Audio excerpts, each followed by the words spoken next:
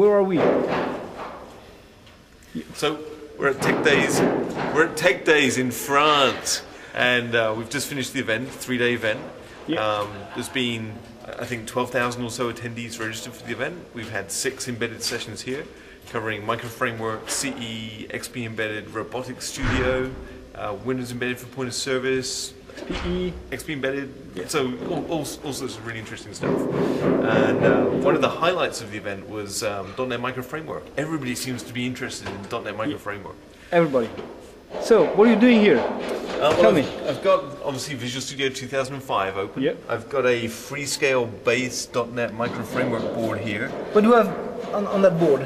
Tell me. Well, this has got a number of interesting things. So at the moment it's being powered over USB. Okay. We've got a serial connection which we'll come to a little bit later when I'm holding the camera and you're doing something interesting.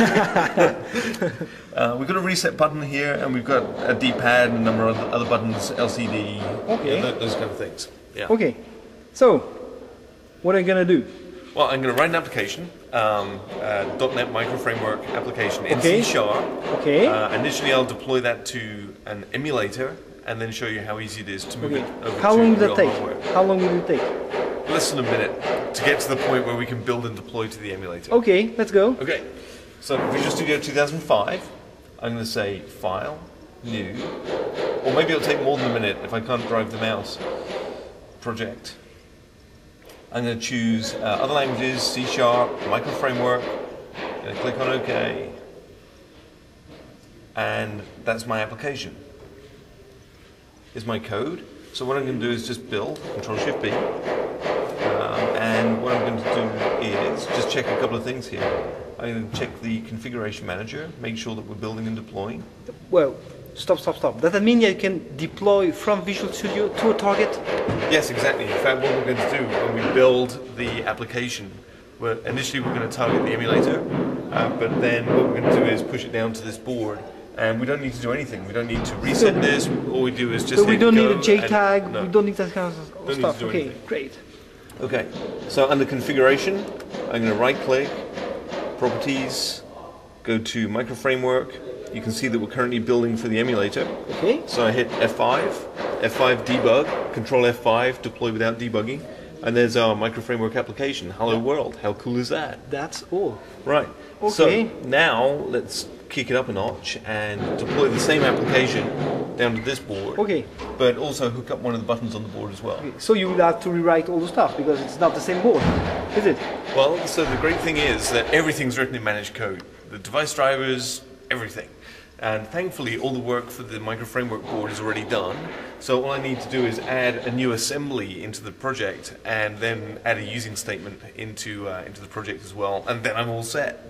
That's as hard as it gets. Right? Okay, let's see that. Okay, so I'm going to come down to References, right-click, add reference to the Freescale board.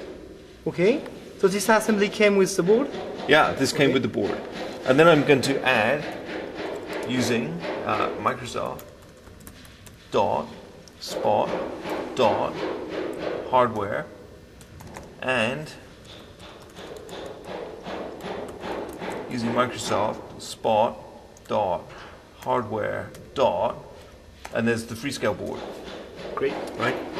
Okay, so the next thing I want to do is take out the original button handlers for the emulator, and I've got just a couple of code snippets here to hook up the interrupt from one of the buttons on the board here.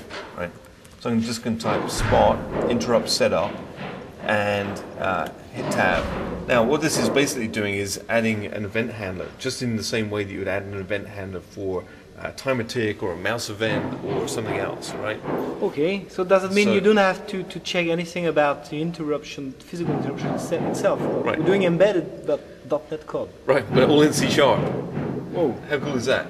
So here I am setting up the interrupt. Here's my GPIO port, and the next thing that I basically need to do is give it the name of the function that I want to call, right?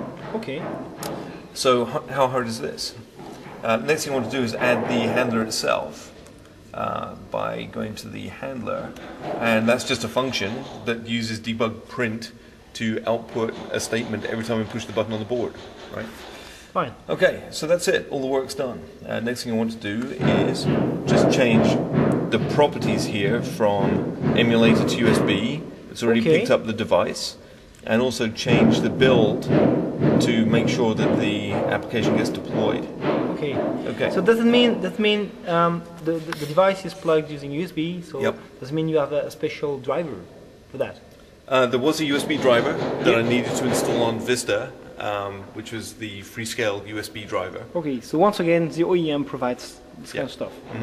Let's say the BSP is an assembly and a USB driver. Right. And that's it.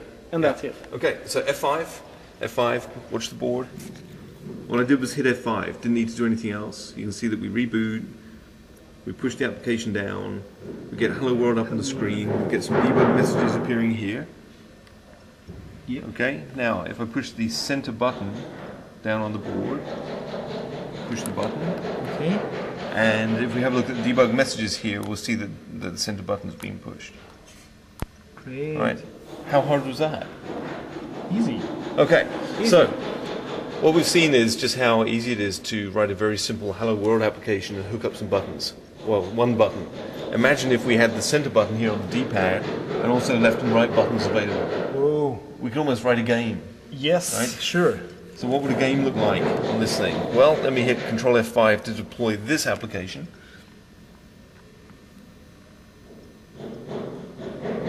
And again, didn't need to do anything else. Reboots. And here we go. Zip, zip, zip, zip, zip. My. That's an old game. But it's all written in C#, using the same button handler code that we had before. How long did it take for you to develop that? Well, the initial thing I wrote on the plane coming over from Seattle to Europe. Well, it's getting faster. Oh, look at that. Yeah, great. Well done. But I guess it was probably less than an hour for the whole thing. Fantastic. .NET. Exactly. The power of .NET. Embedded .NET. Exactly. Okay, great. So, should we go and see what you've got? Yeah. Okay. What we have done. Hand the camera over and we'll take a look at what you've been up to. There you go. Alright.